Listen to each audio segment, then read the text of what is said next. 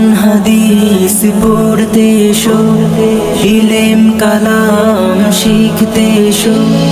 কোরআন হাদিস পড়তে এসো, ইলম কালাম শিখতে এসো।